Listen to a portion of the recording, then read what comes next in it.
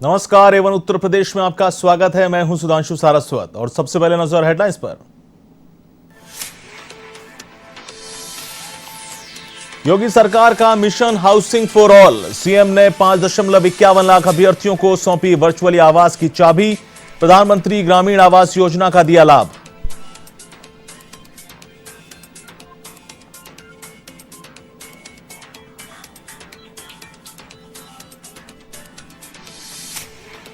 अलीगढ़ के अतरौली में पूर्व सीएम कल्याण सिंह की श्रद्धांजलि सभा में सीएम योगी ने की शिरकत। कहा, उनके त्याग और बलिदान को नहीं भुलाया जा सकता। उत्तराखंड और राजस्थान के राज्यपालों ने भी दी श्रद्धांजलि।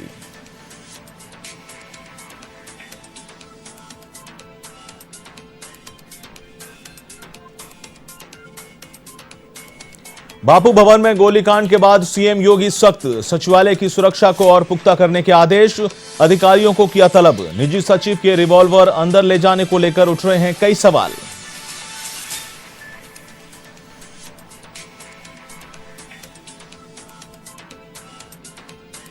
सपा अध्यक्ष अखिलेश यादव का भाजपा पर निशाना। भाजपा सरकार की तुलना की हिटलर की सरकार से।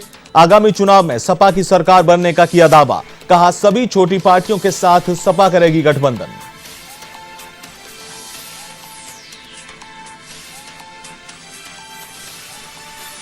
और गाजियाबाद में बारिश से करंट उतरा। चपेट में आने से 5 की मौत। टीन शेड के नीचे खड़ी थी मां बेटी और अन्य लोग। घटना से नाराज लोगों ने बिजली विभाग के खिलाफ किया प्रदर्शन।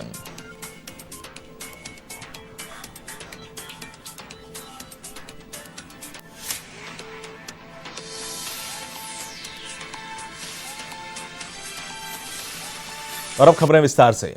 मुख्यमंत्री योगी आदित्यनाथ ने प्रधानमंत्री ग्रामीण आवास योजना के तहत 5.51 लाख लाभार्थियों को 6,637.72 करोड़ की लागत से बने आवासों की चाबी सौंपी। इस दौरान सीएम ने इन लाभार्थियों से वर्चुअल संवाद भी किया। गृह प्रवेश और चाबी वितरण का यह कार्यक्रम मुख्यमंत्री आवास पर आयोजित किया गया। इस मौके पर सीएम ने जिनके आवास पूरे हो चुके हैं उन लाभार्थियों से बात कर उनकी समस्याएं और सुझावों को सुना। सीएम योगी आदित्यनाथ प्रधानमंत्री आवास योजना को एक सफलतम योजना बताते रहे हैं। सरकार का दावा है कि यूपी में हर गरीब के पास अपना घर होगा। इसके लिए लगातार कोशिश की जा रही है। अब तक प्रधानमंत्री शहरी और ग्रामीण आवास योजना के तहत लाखों लाभार्थियों को घर दिया जा चुका है।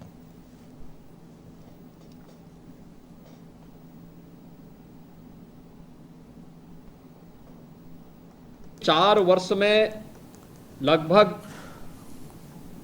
42 लाख के आसपास लोगों को आवास उपलब्ध हो रहा है। लेकिन अगर हम पिछले 30 सालों का आंकड़ा देखेंगे तो मुश्किल से 53 लाख लोगों को 30 वर्षों में आवास मिल पाया था। यानी पहले ये चीजें दिखाती हैं कि सरकार के पिछले 2014 के पहले देश के अंदर जो सरकार होती थी उसके एजेंडे में गरीब नहीं होता था। उसके एजेंडे का हिस्सा न गांव था, न गरीब था, न किसान था, न नौजवान था, न महिलाएं थी। प्रधानमंत्री मोदी जी के प्रति हम सबको आभार व्यक्त करना चाहिए कि उन्होंने 2014 में आने के बाद गरीब को, गांव को, किसान को, नौजवान को, महिलाओं को बिना भेदभाव के शासन की योजनाओं के साथ जोड़ा। और आज प्रधानमंत्री आवास योजना में 27 लाख से अधिक लोगों को जो आवास योजना का लाभ प्राप्त हो रहा है, ये प्रधानमंत्री मोदी जी के इसी विकास के एजेंडे का हिस्सा है। जो विकास पहले जातिवाद खा जाता था, क्षेत्रवाद खा जाता था, भाई भतीजावाद खा जाता था, आज वह विकास हर गरीब को प्राप्त हो रहा है। क्योंकि अच्छी सरकार चुनी जाएगी तो शासन की योजनाओं का लाभ हर गरीब को, हर गांव को बिना भेदभाव के प्राप्त होता हुआ दिखाई देगा। आज 5,51,000 लाभार्थियों को इस आवास योजना का लाभ उपलब्ध होना इसी का एक हिस्सा है। मैं सबसे पहले आप सभी लाभार्थी भाइयों बहनों को हृदय से बधाई देता हूं, अपनी शुभकामनाएं देता हूं। मुझे बहुत प्रसन्नता है कि प्रधानमंत्री आवास योजना के 70% लाभार्थी महिलाएं हैं और उनको इस योजना के माध्यम से अपने परिवार को और अपने आप को आत्मनिर्भर बनाने के प्रधानमंत्री मोदी जी के विजन के साथ जुड़ने का एक अवसर प्राप्त हो रहा है। मैंने लाभार्थियों से मैं इसी बात की जानकारी ले रहा था। मैंने अभी परसों प्रधानमंत्री आवास योजना शहरी क्षेत्र के लाभार्थियों से मैं मिला था और तब भी मैंने उनके साथ संवाद बनाते समय एक बात पूछी थी कि आखिर प्रधानमंत्री आवास योजना के अलावा और क्या क्या योजनाओं का लाभ आपको प्राप्त हुआ है। मुझे बहुत प्रसन्नता है कि ज्यादातर लाभार्थियों को आवास योजना के साथ साथ स्वच्छ भारत मिशन के अंतर्गत शौचालय का निर्माण की योजना के साथ वे लोग जुड़े हैं। उन्हें राशन कार्ड में फ्री में राशन उपलब्ध हो रहा है। आयुष्मान भारत का कार्ड उन्हें प्राप्त हुआ है। उन्हें उज्ज्वला योजना में निःशुल्क रसोई गैस का कनेक्शन मिला है। उन्हें सौभाग्य योजना के अंतर्गत निःशुल्क विद्युत का कनेक्शन प्राप्त हुआ है। निराश्रित महिलाओं को विधवा पेंशन की योजना का लाभ, वृद्धजनों को वृद्धावस्था पेंशन का लाभ प्राप्त हुआ है और भी तमाम योजनाओं से सभी परिवार आच्छादित हो रहे हैं। और लखीमपुर खीरी में तो ये बहुत अच्छा कार्य हुआ है कि क्लस्टर के आधार पर एक जगह ही उन सभी आवास विहीन लोगों के लिए कॉलोनी बना करके एक जगह उन्हें टाउनशिप बना करके उन्हें इस योजना का लाभ दिया गया है, जिसमें आवास के साथ साथ गो संरक्षण केंद्र, उनके लिए शौचालय की व्यवस्था, उनके लिए सड़क की व्यवस्था, उनके लिए पार्क की व्यवस्था और उनके लिए उन सभी प्रकार की योजनाओं से उन्हें जोड़ने का कार्य हुआ। लखनऊ के हाई सिक्योरिटी जोन सचिवालय में निजी सचिव के खुद को गोली मारने के बाद यूपी सीएम योगी आदित्यनाथ ने बुधवार को सख्त रुख अपनाया है। उन्होंने सचिवालय की सुरक्षा पर उठे सवालों पर सुरक्षा को और बेहतर करने को कहा। सीएम ने कहा कि जब किसी को बाबू भवन में परिसर में असलहा ले जाना मना था तो निजी सचिव विशंबर रिवॉल्वर लेकर अंदर कैसे गए? यह सुरक्षा व्यवस्था को लेकर गंभीर सवाल है। इसकी समीक्षा की जाए, साथ ही दोषियों पर एक्शन लिया जाए। आपको बता दें कि 30 अगस्त को सचिवालय के 8वें फ्लोर के कमरा नंबर 824 में निजी सचिव विशंबर दयाल ने खुद को गोली मार ली थी। विशंबर का राम मनोहर लोहिया अस्पताल में इलाज चल रहा है।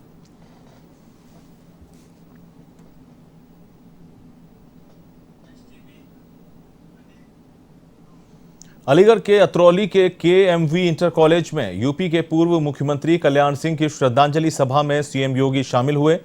मुख्यमंत्री योगी आदित्यनाथ ने श्रद्धांजलि अर्पित करने के बाद कहा कि हजारों वर्षों के सपनों को पूरा करने के लिए स्वर्गीय पूर्व मुख्यमंत्री कल्याण सिंह ने अपने दायित्वों का निर्वहन बखूबी किया।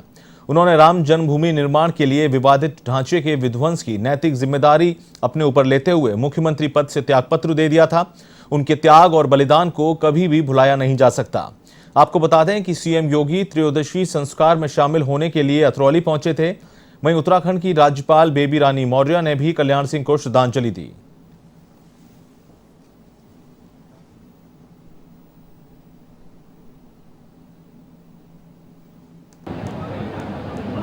स्वर्गीय बाबूजी के प्रति अपनी विनम्र श्रद्धांजलि अर्पित करने के लिए आज उनकी जन्मभूमि और कर्मभूमि में यहाँ पर उपस्थित हुए हैं।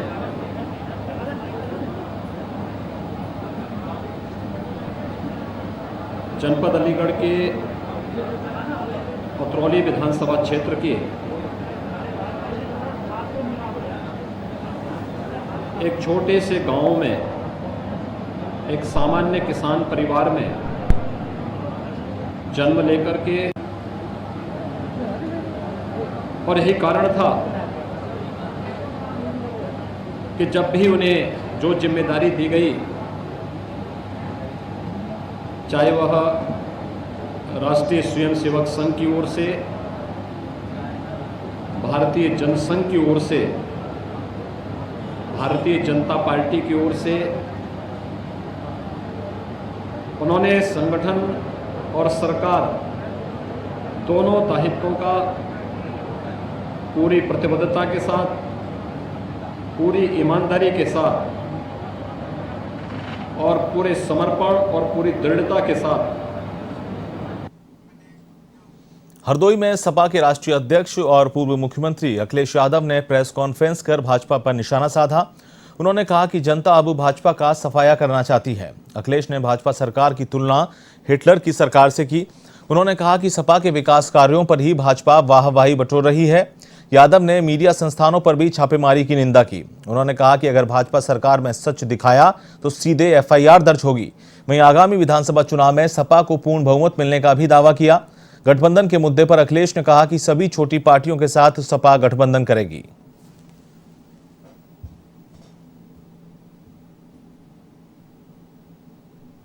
सबसे पहले राजपाल कश्यप जी के पिताजी बाबूजी हमारे बीच नहीं रहे।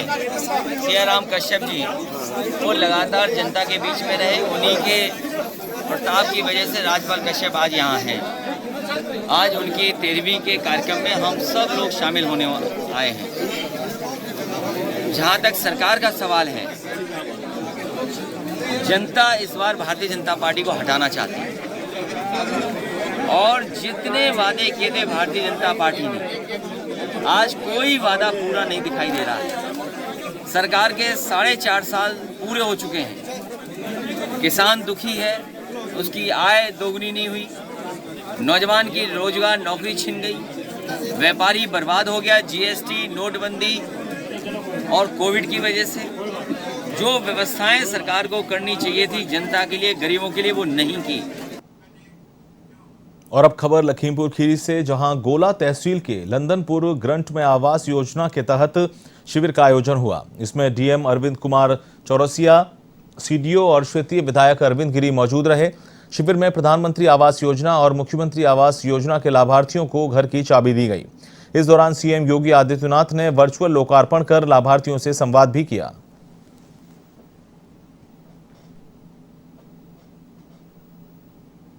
आपने अभी देखा कि हमारे प्रधानमंत्री ग्रामीण आवास का ताला चाबी देके सत्यापन करा गया है और सब जितने भी लाभार्थी हैं उनको अपनी तरफ से, पार्टी की तरफ से, सरकार की तरफ से शुभकामनाएं दी।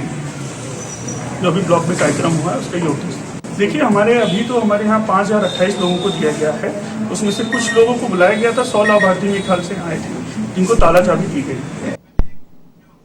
यूपी के सुल्तानपुर में भी प्रधानमंत्री ग्रामीण आवास योजना के 1410 लाभार्थियों को एक साथ 14 विकास खंड मुख्यालयों पर चाबी देकर उनके आवास में गृह प्रवेश कराया गया।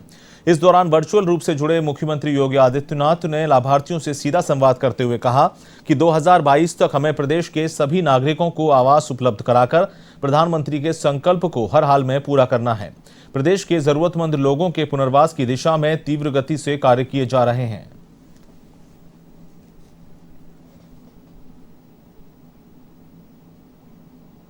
ये जो चाबी वितरण कार्यक्रम जैसा आपने बताया, माननीय मुख्यमंत्री जी के कर कमलों द्वारा वहाँ लखनऊ में और सभी जनपदों में, जनपद मुख्यालय पर एनआईसी में और सभी विकास खंडों में, जैसे यहाँ 14 विकास खंड हैं तो विकास खंड मुख्यालय के ऊपर भी माननीय जनप्रतिनिधियों की उपस्थिति में आयोजित किया गया था। तो इसका उद्देश्य जितने हमारे आवास के लाभार्थी हैं, मुख्यमंत्री आवास, प्रधानमंत्री आवास, उनको चाबी वितरण, गृह प्रवेश का कार्यक्रम था ये। जैसा आपने पूछा, पिछले 4 वर्ष में हम लोगों ने लगभग 41,000 आवास दिए हैं, प्रधानमंत्री आवास। और इस वर्ष और गत वर्ष में 2021 और 21-22 में हम लोगों ने लगभग 45,000 प्रधानमंत्री आवास और 2,000 मुख्यमंत्री आवास दिए हैं। सर हमें बहुत परेशानी थी। हमारा कच्चा मकान था, बारिश के मौसम में बहुत दिक्कत होती थी, पानी टपकता था। और जब ये प्रधानमंत्री आवास योजना का योजना आया तो हम लोगों को योजना प्राप्त हुई।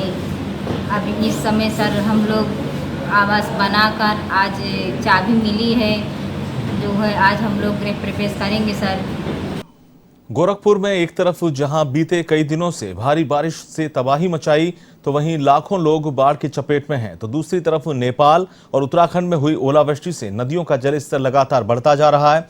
इस समय गोरखपुर जिले की नदियां खतरे के निशान से 2 से 2.5 फीट ऊपर बह रही हैं।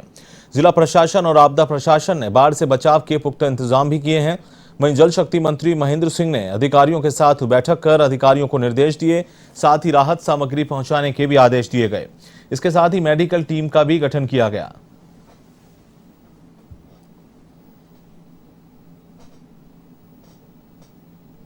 नेपाल में और उत्तराखंड में अतिवृष्टि हुई है, जिसके कारण से सभी नदियों का जलस्तर काफ़ी ऊंचा हुआ है। सरयू पिछले 39 दिनों से खतरे के निशान से ऊपर बह रही हैं। राप्ती 25 दिन से खतरे के निशान से ऊपर बह रही हैं, रोहिन 25 दिनों से खतरे के निशान से ऊपर बह रही हैं। लगभग सभी नदियां खतरे के निशान से ऊपर हैं और थोड़ा बहुत नहीं 2 मीटर 2.5 मीटर तक खतरे के निशान से ऊपर नदियां बह रही हैं, जिसके कारण से बहुत सारे गांवों में पानी चला गया है। हमारे गोरखपुर के भी 7 तहसील के 20 ब्लॉक में कुल 181 गांव ऐसे हैं जो इस नदियों के जलस्तर बढ़ने के कारण से प्रभावित हुए हैं और उसमें जो पॉपुलेशन वाइज प्रभाव का क्षेत्र आया है वो लगभग 1,98,000 लोग उससे घिरे हुए हैं। और अब खबर चंदौली से, जहां कोविड के कारण बंद चल रहे विद्यालयों में कक्षा 1 से 5 तक की पढ़ाई शुरू हो गई। वहीं कई स्कूलों में सोशल डिस्टेंसिंग और कोविड गाइडलाइन की पालना भी की गई, तो कई स्कूलों में नियमों को नजरअंदाज किया गया।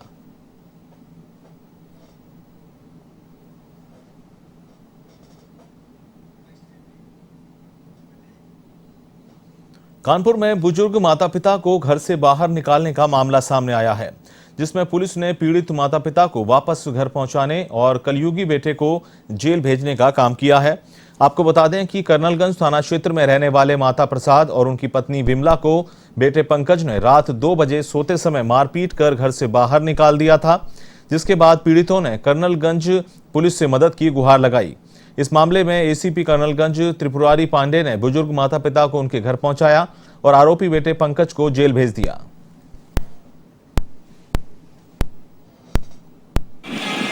आज प्रातः थाना कर्नलगंज क्षेत्र में हमारे प्रांगण में माता प्रसाद पुत्र मुन्ना लाल जी, जो कि नयापुरवा के रहने वाले हैं, उन्होंने एक प्रार्थना पत्र दिया और माता पिता दोनों ने बड़े दुखी मन से बताया कि उनके पुत्र ने रात्रि में करीब 2 बजे जितेंद्र ने बहुत बुरी तरीके से कमरा बंद करके मारा और माता पिता दोनों को घर से निकाल दिया। दिल्ली एनसीआर में लगातार होती तेज बारिश के कारण इस बुलेटिन में फिलहाल इतना ही। मुझे दीजिए इजाजत। नमस्कार।